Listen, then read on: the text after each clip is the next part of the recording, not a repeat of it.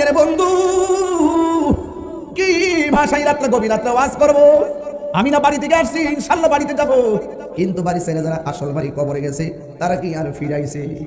কেউ আসে নাই। তারা কবর থেকে আজকে তাকায় রয়েছে কইলানের মাহফিলে। আপনি একটু তার জন্য দোয়া করেন, সন্তান নি মার জন্য দোয়া করে, স্বামী নি স্ত্রীর জন্য দোয়া করে, ভাই নি বোনের জন্য দোয়া করে, বন্ধু নি বন্ধুর জন্য দোয়া করে। এরা বলতেছে ও আমার কইলান মাসি, মাহফিলটা তাড়াতাড়ি শেষ করো নাও। যতক্ষণ মাহফিল চলতেছে এলাকার ভিতরে যেন একটা রহমতের হাওয়া বইতেছে। আল্লাহু আকবার। এই জন্য বাবা বাড়ির মধ্যে যাইয়া ঘুমাইবার আগে এখান থেকে একটু সিলেবাস নিয়ে যাইতে হবে। নড়াচড়া করা যাবে না, নীরব থাকা লাগবে। জীবনে অনেক ঘুমাইছেন, এমন হতে পারে জন্মের মতো নাজরাইল আইসা তোমার ঘুম কাইরা নিতে পারে। পারিনি বাবা, আও পারিনিও। মরণ বড় কঠিন। আমার নবী আপনার নবী রহমাতুল লিল আলামিন হায়াতুন নবী জিন্দা নবী বলেন, জীবন্ত বকরির শরীর থেকে চামড়া তুললে বকরি যেমন কষ্ট হয় এর চাইতে হাজার গুণ কষ্ট হয় আজরাইলের যখন রূপটা নিতে আসে। তখন কেউ জিহ্বায় কামড় মারে, কেউ পায়খানা করে বিছনা পাশাইয়া দেয়, কেউ চোখ দুইটা উল্টাইয়া দেয়। এই জন্য আমার নবী বলেন সবচাইতে পৃথিবীর পরীক্ষার সময় হলো সাকরাতুল মাউতের কষ্ট। কইলানের ঘরের দরজায় যখন আজরাইল এসে দাঁড়ায়া যাবে সেই দিন বুঝবেন দুনিয়াতে আপন কেউ নাই। কথা বলেন না ঠিক না? কেউ আপনার আপন হবে না। এই জন্য 1000 টাকা দিলেও লবিং করলে একদিন হায়াত রেনু করা যাবে না। জীবনে জীবনে পাসপোর্ট বহুত রেনু করেছেন, কিন্তু আপনার সে হায়াত রেনু করার কোনো ফ্যাক্টরি নাই। এই জন্য একটা রাইতের বড় দাম আছে। এমনও হতে পারে এই রাতটার উসিলায় পাকে পাঞ্জাতন উসিলায় আমার আল্লাহ আমাদের মুর্দা কলবটারে জিন্দা বানাইতে পারে কি পারে না? এই জন্য আমার বন্ধু কি ভাষায় ওয়াজ করব?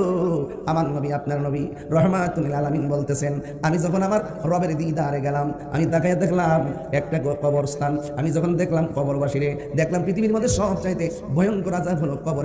লাইট লাগাইলে কেমন লাগে? কবরের মধ্যে কারেন্টের লাইট লাগাইলে কোনো উপকার হবে না, ওই বিদ্যুতের লাইট দিলে কোনো উপকার হবে না। কবর যদি আলোকিত করতে হয় দুইটা কোয়ালিটি লাগবে, একটা হলো ঈমান আর একটা হলো আমল।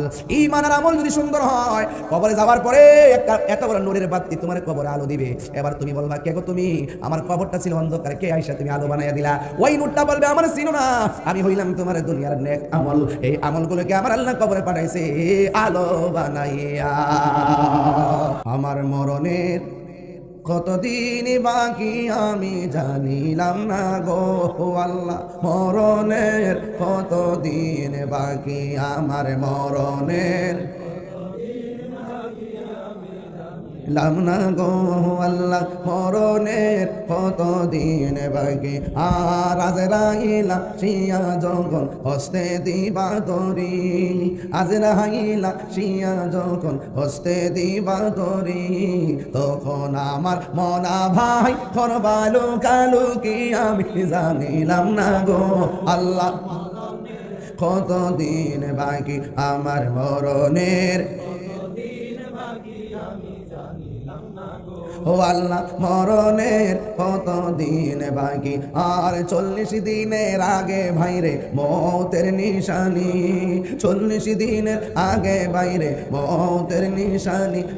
জমদূতে কা ইরানি হাজরাইল জানি আমি জানিলাম না গো আল্লাহ, মোহাম্মদ দিন বাকি আমার মরণের, আমি জানিলাম না গো আল্লাহ, মরণের কতদিন বাকি। চান্দিনা কয়লাইন ফাতেমাতুজ জোহরা রাদিয়াল্লাহু তাআলা আনহা ইবতিদায়ী মাদ্রাসা কমিটির উদ্যোগে পবিত্র ঈদে মিলাদুন নবী সাল্লাল্লাহু আলাইহি ওয়াসাল্লাম উপলক্ষে মাহফিলে সম্মানিত বিশেষ বক্তা লক্ষ্মীপুর আলিম মাদ্রাসা সম্মানিত অধ্যক্ষ মাওলানা আলী নওয়াজ ওয়াজিদি সাহেব, বক্তব্য রেখেছেন মাওলানা মুফতি জামাল হুসাইন সাহেব, বক্তব্য রেখেছেন সারা বাংলার আলোর সৃষ্টিকারী আপনাদের গর্বিত সন্তান হযরত আল্লাহ মাওলানা শহীদুদ্দৌলা আবু হানিফা নোয়ারি সাহেব, মাওলানা সানাউল্লাহ নুরি সাহেব, মাওলানা হাফেজ আব্দুস সামাদ আল কাদরি সাহেব, প্রধান অতিথি জনাব মাওলানা আবু তাহের ভুইয়া সাহেব, প্রধান মেহমান জনাব আবুল কালাম আজাদ সাহেব, সভাপতি জনাব মোহাম্মদ শরীফ হোসেন শরীফ সাহেব, সহসভাপতি জনাব নাসিরউদ্দিন মাহমুদ ভাই, দুলাল প্রধান ভাই এবং গিয়াসউদ্দিন কানন সাহেব, মাহফিল পরিচালনায় মাওলানা রফিকুল ইসলাম আল কাদরি সাহেব, মাওলানা মুফতি সাইফুল ইসলাম আল কাদরি সাহেব। আর অত্র মাদ্রাসার দাতা ছিলেন মরহুম আব্দুল গফুর প্রধান ও আরব আলী প্রধান, যারা এই মাদ্রাসাটা দিয়ে গিয়েছেন, দান করে গেছেন, আল্লাহ পাক যেন তাদেরকে জান্নাতবাসী করে দিলেন, আমিন। আজকে যারা দান করেছেন প্রত্যেকের দান যেন আল্লাহ পাক কবুল করে বলেন, আমিন। এই মাহফিলটি এমন হতে পারে কাহার জন্য জীবনের শেষ মাহফিল হতে পারে। মরহুম আব্দুল গফুর প্রধান এবং আরব আলী প্রধান দুজন এই দুনিয়াতে ছিলেন। আল্লাহ পাক তাদেরকে অর্থ দিয়েছেন, মন দিয়েছেন, একটি মাদ্রাসার জায়গা দান করেছিলেন। তো এই জন্য বাজান, মানুষ যখন মারা যায় তার আমলের দরজা বন্ধ হয়ে যায়। মানুষ যখন মারা যায় তার আমলের দরজা বন্ধ হয়ে যায়। যখন সে সদকায়ে জারিয়া, স্কুল মাদ্রাসা রাস্তাঘাট এগুলো করে যায়, তার সওয়াবটুকুন সে কিয়ামত পর্যন্ত কবরে পাইতে থাকে। এদিক দিয়ে একটু কথা বলতেছেন আপনারা, অযথা কথা বলতেছেন, মানে এটা রোমান্টিক শুরু করছেন আর কি। এটা মাহফিল তো নবীজি বেজার হয়ে গেলে ক্ষতি হবে। আমিও পারি যেমন সেটা বলতে। মাহফিল যেহেতু মাত্র 12টা বেজে গেছে, তো সেখানে আপনারা অনেক কষ্ট করে বসে আছেন। এই সময়টা তো গভীর রাত, এই টাইমে দোয়া কবুল হয়, ঠিক না বাবা? নামটা ফাতেমাতু জোহরা রাদিয়াল্লাহু তাআলা আনহা। মা ফাতেমা বলছেন, আমি যখন মারা যাব আমার লাশ যেন বহিরাগত কেউ না দেখে। আখিরাতের চিন্তা কত করতেন, অথচ তারা জান্নাতের রমণীদের সরদারি দিয়ে। আর আমরা কি কি হয়েছে এ পর্যন্ত কিছুই হতে পারিনি। এই জন্য আমাদের প্রত্যেকটা মানুষকে চলে যেতে হবে। অন্ধকার কবরে যাওয়ার আগে নিজেকে প্রস্তুত করতে হবে। আমি কতটুকু আখিরাতে জবাবদিহিতার জন্য যোগ্য, সেই যোগ্যতার মাপকাঠি ধারণ করতে হবে।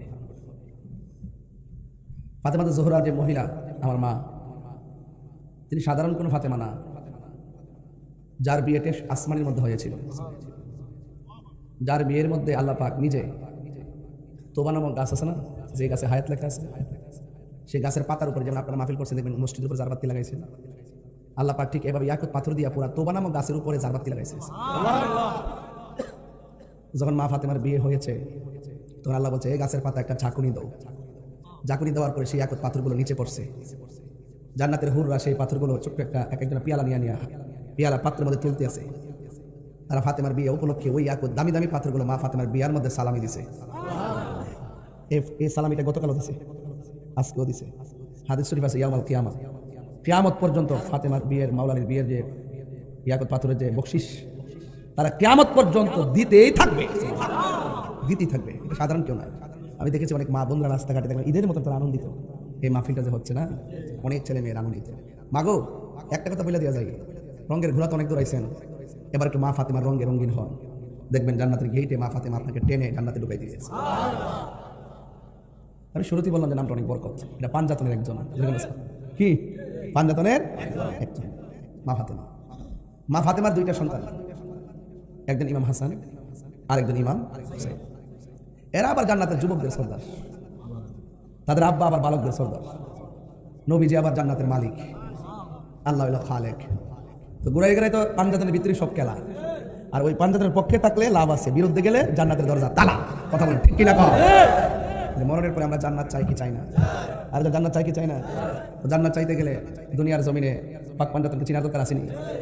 গতকাল একটা মাহফিলে ওয়াজ করছিলাম, বলছিলাম নবীর স্ত্রী একাধিক ছিলেন। আমার নবী, আপনার নবীর একটা কি কখন দিদি হাত দিত না, পানির পেস কেউ ফালা দেখছি। আমরা মুরব্বীর আগে সিলিমসিতে হাত দিছে, আবার এক হাত না 2 হাত দিছে, সুন্নত। আমরা আব্বা দিছে দেখছি। তো আমার নবীজি একদিন প্রস্রাব মোবারক সিলিমসিতে সারছে। আল্লাহর হাবিব বলেন এটা একটু ফেলে দেওয়ার জন্য। উম্মে আইমান তিনি ভাবতেছেন নবীর প্রস্রাব মোবারক যেখানে ফালাবো, এই জায়গাতে কত মানুষ চলাফেরা করতে পারে, পশু পাখি চলাফেরা করতে পারে। আমার মনে হইতেছে নবীর প্রস্রাব মোবারক রাখার মতন যোগ্য জায়গা কোথাও নাই। যেখানে মন চায় সেখানে ফালাইলে যদি রাসূল বেজার হয়, এই জন্য তিনি এটা একটা জায়গা রাখিয়া ঘরের মধ্যে আইছে। নবীজি গাইতেছে যে এসিলাম সেই প্রস্রাব মোবারকটা কই? ওই ইয়া রাসূলুল্লাহ বাইরে ফালাইতে গেছিলাম, মনে ধরছে না, লাগে নিজে পান করে ফেলাইছি। কি করে ফেলাইছি? পান করে ফেলাইছি, খেয়ে ফেলছি। রাসূল বলেন যে পেটের মধ্যে আমি নবীর প্রস্রাব মোবারক ঢুকছে, এই দেহের জন্য জাহান্নামের আগুন হারাম। সুবহানাল্লাহ, আল্লাহু আকবার। ওই উম্মে আইমান বলতেছেন, আমি একদিন নবী যখন ইন্তেকালের সময় হয়ে গেছে, তখন আমি নবীর কাছে গেলাম। রুমে না ঢুকিয়া দরজা থেকে তাকাই দিলাম, ভিতরে আরেকটা লোক আছে। সেই লোকটা হলো হযরতে মৌলা আলী। কি আলী? আমি জানালা দিয়ে, আমি দরজা দিয়ে তাকাই দেখতেছি নবীজি নীরবে মৌলা আলী রাদিয়াল্লাহু তাআলা আনহুকে এইভাবে জড়াইয়া ধরলেন।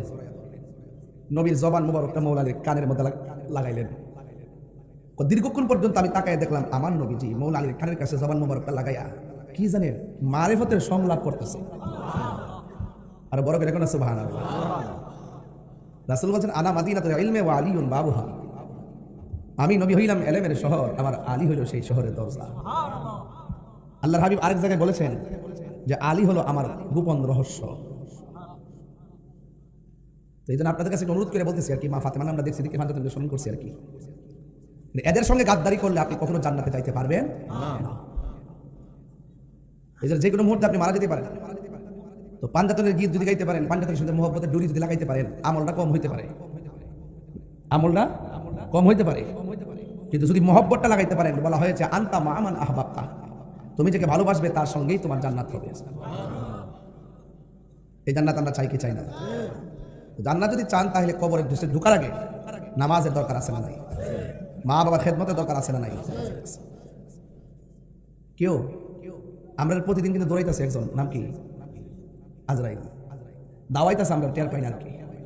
নীতি নীতি কইলেন থেকে তুইলা শান্তিনাথ উঠাইয়া ঢাকা এয়ারপোর্টে নিয়ে বিমানে তুইলা সৌদি আরব নিয়ে বিল্ডিং এর উপর উঠাইয়া সেন্টার মাল লাগাইতে যায়, ঠুস করে রোডে পড়িয়া যখন চিৎকার মারে তখন আজরাইল কয় এখানে তোর মরণটা লেখা আছে, ওয়ামা তাদরি নাফসুম বিআইয়াতিন তাম। আল্লাহ দাওয়াইতেছে, আপনি টের পান না? অনেকে বলে যে সেই বাচ্চারা যদি কেউ মুরব্বী থাকতো বাচ্চারা পানি করে মরতো না, এই কথাটা ঠিক না। হাজার পাহারা দিল, যেখানে আপনার মৃত্যু লেখা আছে সেখানে মৃত্যু হয়েই যাবে। এক সেকেন্ডের জন্য এদিক সেদিক হবে না। চিৎকার মেরে বলুন মৃত্যু দেওয়ার মালিককে। আমার মরণের কতদিন বাকি আমি জানিলাম না গো আল্লাহ, মরণের কতদিন বাকি, আমার মরণের লামনা গো আল্লাহ, মরণের কতদিন বাকি। আর আজরাইলা শিয়া যখন হস্তে দিবা তরি, আজরাইলা শিয়া যখন হস্তে দিবা তরি, তখন আমার মনা ভাই করবালু কালু কি আমি জানিলাম না গো আল্লাহ, কতদিন বাকি আমার মরণের, ও আল্লাহ মরণের কতদিন বাকি। আর 40 দিনের আগে ভাইরে মৌতের নিশানি, 40 দিনের আগে বাইরে মৌতের নিশানি, জমদুতে কা ইরানি হাজরাইল জানি আমি জানি লামনা গো আল্লাহ, মোহাম্মদ দিন বাকি আমার মরণের, আমি জানিলাম না গো আল্লাহ, মরণের কতদিন বাকি। একটা জবান বন্ধ রাখবেন না, মোহাম্মদে মায়ার সুরে বলুন সুবহানাল্লাহ। এ ভাই রে, কি দিয়ে আওয়াজ বুঝাবো, ভাষা নাই। তবে একটা ভাষা আমার আছে, নিঃশ্বাসের কোনো বিশ্বাস, আর জোরে কোন বিশ্বাস। রাতের বেলা ঘর থেকে বের হলে লাইট লাগে, অন্ধকার, কিন্তু আপনার বাবা সেই ঘরে অনেক দিন ধরে একা একা পড়ে আছে, খবর আসেনি। আপনার মা সেই ঘরের মধ্যে একা একা পড়ে আছে, খবর নাই। আপনার দাদা একা একা কবরে পড়ে আছে, কোনো খবর নাই। অন্ধকার, রাতের বেলা কেউ স্থানে যাই না, ডর লাগে। ও আল্লাহ, রাইত হইলে ডরাই, রাইত হাইলে ডর বয়স কলি বুইলা যায়। দিনে রাইতে তোমার বান্দার কলবে যেন পায়, দিনে রাইতে তোমার বান্দা কলবে যেন পায়। আল্লাহ রাইত হইলে ডরাই, রাইত পোহাইলে ডর বয়স কলি বইলা যায়। আসল কথা বলতাম নি, আল্লাহ আল্লাহ আমি সৃষ্টি তুমি স্রষ্টা, আমার কি বা সাধ্য, যখন তখন উইরা যাইতে কহিলাই বাসে বাধ্য। কথা কম ঠিক না? টেহাজরে থাকতে পারবেন নি, ক্ষমতা তো থাউন যাইব নি। আল্লাহ আমি সৃষ্টি তুমি স্রষ্টা, আমার কি বা সাধ্য, যখন তখন উইরা যাইতে এই তাহিরি বাধ্য। সব ক্ষমতার প্রতিপাদ্য হর হামেশা গাই, সব ক্ষমতার প্রতিপাদ্য হর হামেশা গাই। আল্লাহ রাইত হইলে ডরাই, রাইত পোকাইলে ডর বয়স খলি বইলা যায়। আল্লাহ রাইত হইলে ডরাই, রাইত পোকাইলে ডর বয়স খলি বইলা যায়। জোরে জোরে কি আল্লাহু আকবার বলা যাবে না? হাইরে ও চান্দিনার কইলাইনের বন্ধু, কি ভাষায় রাত্রে গভীর রাত্রে ওয়াজ করবো। আমি না বাড়ি থেকে আসছি, ইনশাআল্লাহ বাড়িতে যাব, কিন্তু বাড়ি ছেড়ে যারা আসল বাড়ি কবরে গেছে তারা কি আর ফিরে আইছে? কেউ আসে নাই। আর কবর থেকে আজকে তাকায় রয়েছে কইলানের মাহফিলে। আপনি নিয়ে তার জন্য দোয়া করেন, সন্তান নিয়ে মার জন্য দোয়া করে, স্বামী নিয়ে স্ত্রীর জন্য দোয়া করে, ভাই নিয়ে বোনের জন্য দোয়া করে, বন্ধু নিয়ে বন্ধুর জন্য দোয়া করে। এরা বলতেছে ও আমার কইলান মাসি, মাহফিলটা তাড়াতাড়ি শেষ করো নাও। যতক্ষণ মাহফিল চলতেছে এলাকার ভিতরে যেন একটা রহমতের হাওয়া বইতেছে। আল্লাহ এই জন্য বাবা বাড়ির মধ্যে যাইয়া ঘুমাইবার আগে এখান থেকে একটু সিলেবাস নিয়ে যাইতে হবে। নড়াচড়া করা যাবে না, নীরব থাকা লাগবে। জীবনে অনেক ঘুমাইছেন, এমন হতে পারে জন্মের মতো নাজরাইল আইসা তোমার ঘুম কাইরা নিতে পারে। পারিনি বাবা, পারিনিও। মরণ বড় কঠিন। আমার নবী আপনার নবী রহমাতুল লিল আলামিন হায়াতুন নবী জিন্দা নবী বলেন, জীবন্ত বকরির শরীর থেকে চামড়া তুললে বকরির যেমন কষ্ট হয়, এর চাইতে 1000 গুণ কষ্ট হয় আজরাইলের যখন রূপটা নিতে আসে। তখন কেউ জিহ্বায় কামড় মারে, কেউ পায়খানা করে বিছনা পাশাইয়া দেয়, কেউ চোখ দুইটা উল্টাইয়া দেয়। এই জন্য আমার নবী বলেন সবচাইতে পৃথিবীর পরীক্ষার সময় হলো সাকরাতুল মাউতের কষ্ট। কইলানের ঘরের দরজায় যখন আজরাইল এসে দাঁড়ায়া যাবে, সেই দিন বুঝবেন দুনিয়াতে আপন কেউ নাই। কথা বলেন না ঠিক না? কেউ আপনার আপন হবে না। এই জন্য 1000 টাকা দিলেও লবিং করলে একদিন হায়াত রেনু করা যাবে না। জীবনে জীবনে পাসপোর্ট বহুত রেনু করেছেন, কিন্তু আপনার সে হায়াত রেনু করার কোনো ফ্যাক্টরি নাই। এই জন্য একটা রাইতের বড় দাম আছে। এমনও হতে পারে এই রাতটার উসিলায়, পাকে পাঞ্জাতন উসিলায় আমার আল্লাহ আমাদের মুর্দা কলবটারে জিন্দা বানাইতে পারে কি পারে না? এই জন্য আমার বন্ধু কি ভাষায় ওয়াজ করব? আমার নবী আপনার নবী রহমাতুল লিল আলামিন বলতেছেন, আমি যখন আমার রবের দিদারে গেলাম, আমি তাকায় দেখলাম একটা কবরস্থান। আমি যখন দেখলাম কবরবাসীরে, দেখলাম পৃথিবীর মধ্যে সবচাইতে ভয়ঙ্কর আযাব হলো কবর। লাইট লাগাইলে কেমন লাগে? কবরের মধ্যে কারেন্টের লাইট লাগাইলে কোনো উপকার হবে না, ওই বিদ্যুতের লাইট দিলে কোনো উপকার হবে না। কবর যদি আলোকিত করতে হয় দুইটা কোয়ালিটি লাগবে, একটা হলো ঈমান আর একটা হলো আমল। ঈমান আর আমল যদি সুন্দর হয়, কবরে যাওয়ার পরে একটা বড় নূরের বাতি তোমার কবরে আলো দিবে। এবার তুমি বলবা কে গো তুমি? আমার কবরটা ছিল অন্ধকার, কে আইসা তুমি আলো বানাইয়া দিলা? ওই নূরটা বলবে আমার ছিল না, আমি হইলাম তোমার দুনিয়ার নেক আমল। এই আমলগুলোকে আমার আল্লাহ কবরে পাঠাইছে আলো বানাইয়া। আল্লাহু আকবার বলেন। এই জন্য আমলের দরকার আছে না নাই? নামাজের দরকার আছে না নাই? আল্লাহ রাব্বুল আলামিন কোরআনে বলেছেন, ওয়া ক্বাদা রাব্বুকা আল্লা তা'বুদু ইল্লা ইয়্যাহু ওয়া বিল ওয়ালিদাইনি ইহসানা ইম্মা ইয়াবলুগান্না ইনদাকাল কিবারা আহাদুহুমা আও কিলাহুমা। বন্ধু আল্লাহ বলতেছেন, ও পৃথিবীর মানুষ, আমি আল্লাহ ছাড়া কারো ইবাদত করা যাবে না। আপনারা একটু কইলেনের মানুষ, নবী বান্ধব মানুষ, আপনারা জবানটা খুললে কোন সেজদা পাওয়ার মালিককে। আমরা জিকির করি কার? আমার জীবনে আমি কয়েকদিন জিকির করছি দাঁড়াইয়া। এই জিকিরগুলো নিয়ে এখন আমাকে তারা প্রশ্নবিদ্ধ করে, কিন্তু আমি কিন্তু থেমে নাই। আমি আমার গতিতে চলতেছি। চলতে চলতে এমন একটা সময় এসে পড়ছি, বিগত 1.5 বছরে বুঝতে পারছি জীবনে মুনাফিক কেমন। কথা কোন ঠিক কিনা? মুনাফিক কত প্রকার ও কি কি? বাবা রে বাবা, মুনাফিকে কইতাছে কি জানেন? মুনাফিকে বলতেছে, আপনি যদি আমার একটা ভোট দেন 18 কোটি মানুষ নামাজ পড়লে যে সওয়াব, এই সওয়াব আপনার আমল নামা দিব। আমি হুজুর জিজ্ঞাসা করলাম, মাওলানা সাহেব এটা কোন কিতাবে আছে? একটু পৃষ্ঠা সহকারে উল্লেখ করুন। তিনি পৃষ্ঠা উল্লেখ না করে একটা ঠিকানা দিবে, এই ঠিকানা যার অ্যাড্রেসে ঠিকানাটা যাবে তার নাম হলো রাশমি কামানদারা। কথা কোন ঠিক না? ঠিক ঠিক কিনা বলেন? মুনাফিক হয়ে বাঁচতে চাই না, মুমিন হয়ে থাকতে চাই। কথা বলেন ঠিক না বেটে?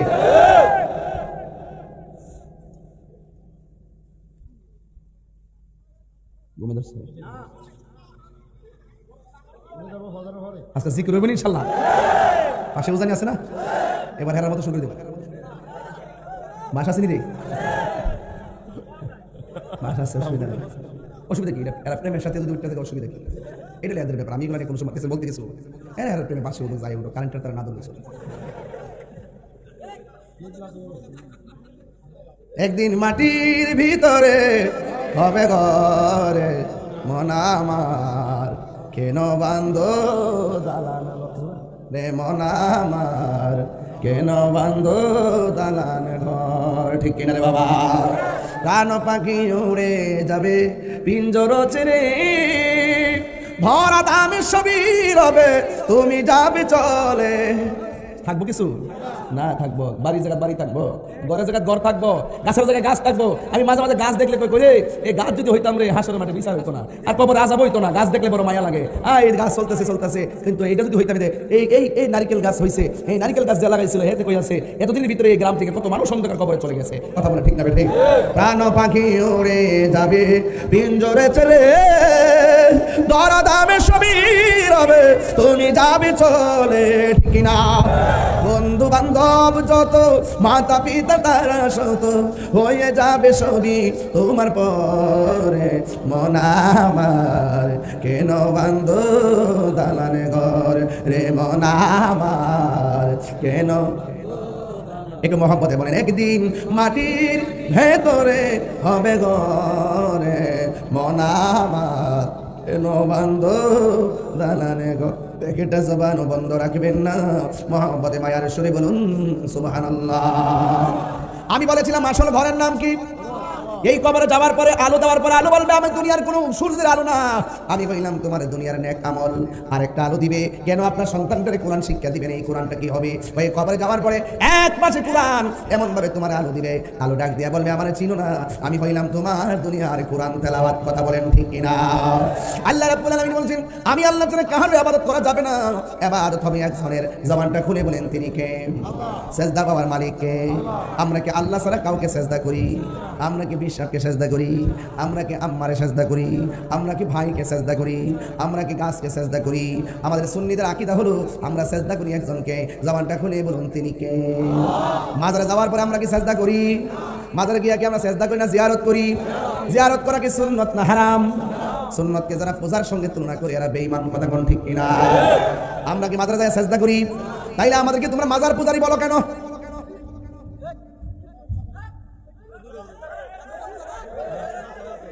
হ্যাঁ, আমরা মাজার পূজারি পূজারি করতে করতে ওরা আল্লাহ নিয়ে মন্দির পূজা ঢুকাই দিছে। যে যেমন তার ভবিষ্যৎ তেমন। কথা কোন ঠিক কিনা? আমরা রেখো মাজার পূজারি। আমার জীবনে আমি মনে সব মিলাই মনে 30 বার মাজার গেছি। সময় পাইছি না, 21 বছর ওয়াজ করি, রাত্রে মাঝে দিনে ঘুমাই। শাহজাল ইয়ামনের মাজার মাত্র গেছি 3 বার, কেলা শহীদ মাজার রহমতুল্লাহ মাজার গেছি, ছাত্র জীবন মনে গেছি 2-3 বার, এখন মনে গেছি বুঝবার পর গেছি 2-3 বার। আমার বাড়ির পাশে শাহী মুক্তাদের মাজার গেছি মাত্র 4 বার, ওই আমার অবসর গেছি 4 বার। এইভাবে সারা জন্মে এতবার এও যায় জিয়ারত করছি, মিলাদ করছি, দুরূদ করছি, ক্যাম্প করছি, দোয়া করছি। কিন্তু দেখা যায় যে শুধুমাত্র নামটা ধরে আমরা নামটা দেখলে মাজার পূজারি। হেরার থুতা আমার জুতা। একটা মানুষের মিথ্যা অপবাদ দেওয়ার আগে 100 বার চিন্তা করতে হবে। আমি এমন ভাবে ক্লিয়ার করে বাংলাদেশের ভিতরে এই ক্রাইসিস মুভমেন্ট আমি প্রমাণ করে দিয়েছি। আমরা এই বিগত আগস্টের পূর্বে যেমন ছিলাম এখন তেমনই আছি। আমরা কখনো কোনো ব্যক্তির দালালি করি নাই, আমরা মদিনাওয়ালার বেগার দালালি করেছি, প্রমাণ করেছি। এই দেশে একমাত্র শান্তিপ্রিয় দল হলো আহলে সুন্নাত ওয়াল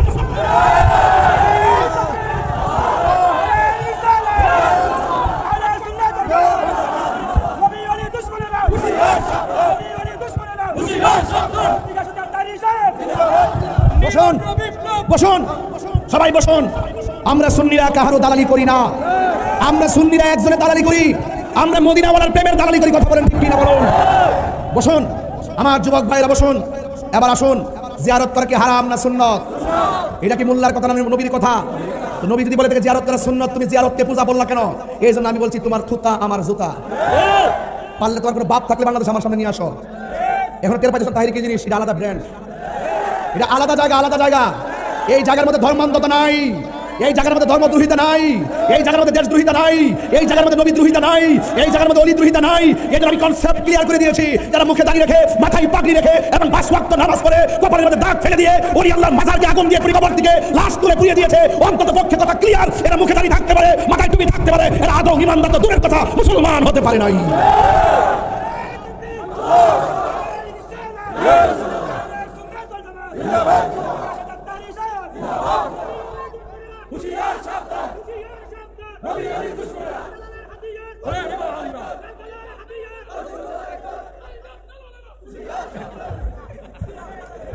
আল্লাহু আকবার বলেন।